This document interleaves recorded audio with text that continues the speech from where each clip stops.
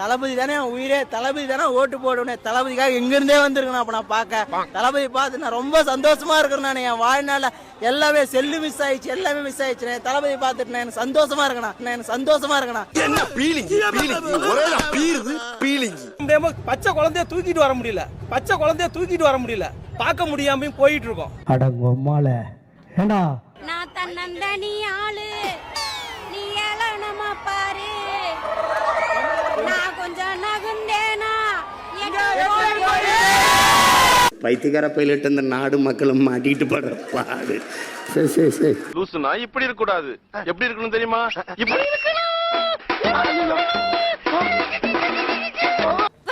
பைத்தியக்காரி. இன்னைக்கு வர ஹால் டிக்கெட் கூட வாங்க மாட்டேன்னு சொல்லி வந்து விஜய் நான் பார்க்க வந்திருக்கேன். நான் ஏன்னா இன்னைக்கு விட்டா இனிமே எப்போ பாப்பன்னு கூட தெரியாது. என்ன படிக்கிற? +2. என்னவா போற? இன்ஜினியர். மயிராவ. சாரி.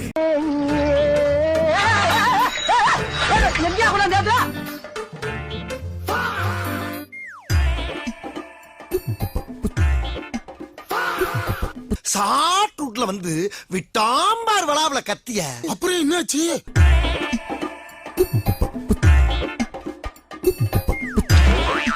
அப்புறம் என்ன உரிமை போட்டு மறுபடி ஓட்டம் தான்.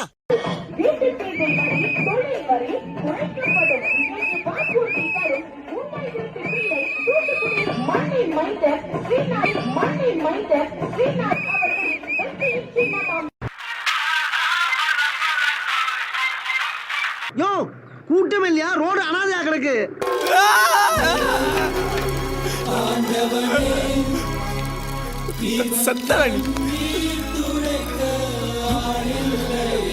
இனி ஒரு மண்ணும் பண்ண முடியாது உன்னால. சங்கு தாண்டி உனக்கு. கட்டிலேயே கலவரம் தெரியுதே ராஜா, நான் எப்படி அழாம இருப்பேன்? ஏய் கண்ணாடி எடுத்து மாட்டா.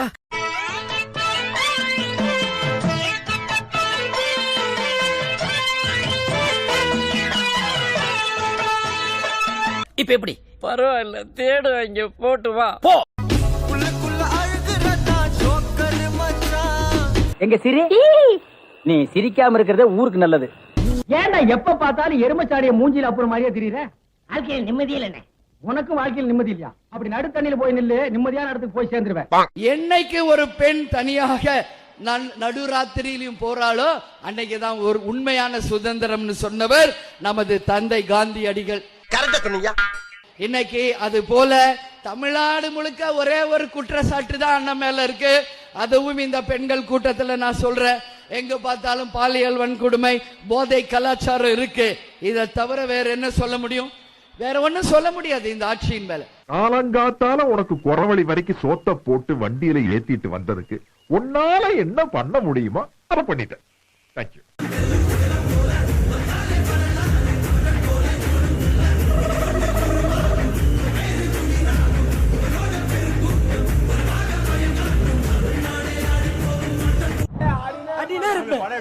அடினே இருப்பேன்.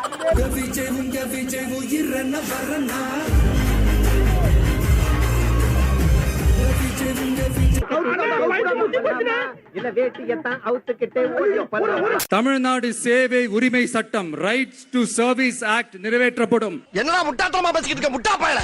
ரைட் டு சர்வீஸ் ஆக்ட் கொடுத்துருவேன். அதுக்கு பேர் தான் RTI. தகவல் அறியும் உரிமை சட்டம் ஏற்கனவே இருக்கு. எனக்கு இதெல்லாம் எதுவுமே தெரியாது, யாரும் என்கிட்ட எதுவுமே சொல்லல.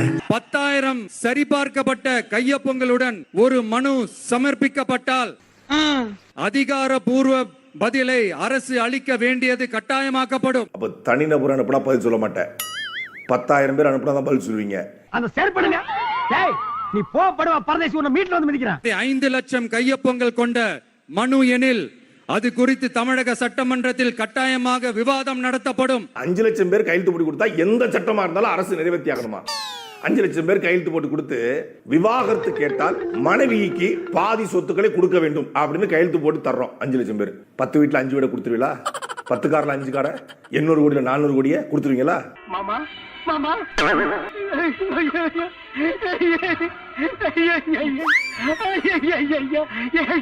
படமா இருந்தா ஆந்திரால காப்பி அடிச்சு கொண்டு வந்துடுறது, அது கடைசியா வந்த ஜனநாயகன் முதற்கொண்டும் ஆந்திரா காப்பி, பேண்ட் சட்டை ஜெகன்மோகன் ரெட்டி காப்பி, கட்சி கொடி நாம் தமிழர் கட்சியிலிருந்து காப்பி.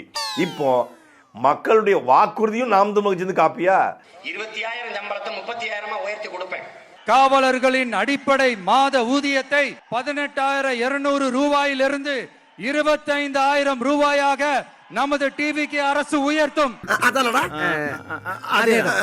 வாரம் ஒரு முறை விடுமுறை, சுழற்சி முறையில காவலர்களுக்கு வாரத்திற்கு ஒரு சுழற்சி முறை விடுமுறையை உறுதி செய்யப்படும்.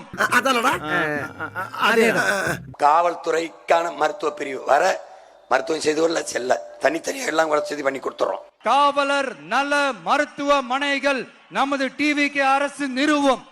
என் பிள்ளைய நிக்குதுன்னு வச்சுக்க, பெண் காவலர்களுக்கு கேரவேன்ங்கிற பாதுகாப்பு வண்டியை முதல்ல அனுப்பிடுவேன். மொபைல் டாய்லெட்ஸ் வச்சிருவேன். பெண் காவல்துறை பணியாளர்களுக்கென தனி ஓய்வறைகளும் நடமாடும் டாய்லெட் யூனிட்டுகளும் அமைக்கப்படும்.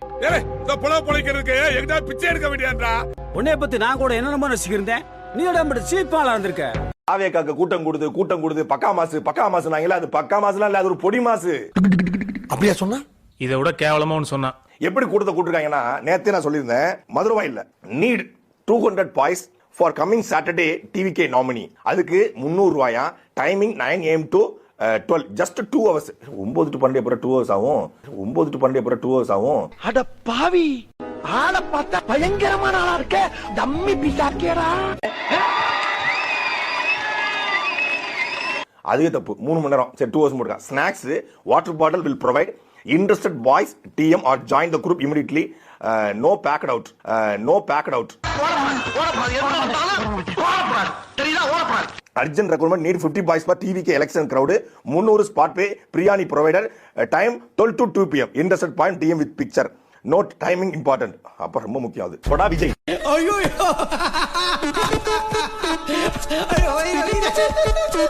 அத்தனை வலிகளையும் தாங்கிக்கிட்டு உங்களுக்காக மட்டுமே வந்திருக்கிறேன். அவர் பல 100 கோடி ரூபாய் வருமானத்தை விட்டுட்டு உங்களுக்காக வந்திருக்கேன்னு சொல்றாரு. நீ உச்சத்தை விட்டுட்டு வா, வருவாயை விட்டுட்டு வான்னு உன் வீட்டில் நிற்கிற வாயில் காவலம் கூட உன்னை கூப்பிடல. எதுக்கு வந்த ஏன் சொல்லி காட்டுற? இந்த உச்சத்தை தந்தது உனக்கு முன்னாடி நிக்கிற இவன் கொடுத்த வசூல் தானே. 300 கோடியை விட்டு வந்தேன், 300 கோடியை கொடுத்து வந்தா முன்னாடி நிக்கிறான். ஆனா உண்மையில என்ன நடக்குதுன்னா, அவன் நம்மள புனைய வச்சு குதிரை ஏறான். இதுதான் கரை சுருக்கம். இதுக்கு மேல விளக்கமா சொல்றதுக்கு உலகத்திலே ஆள் கிடையாதா?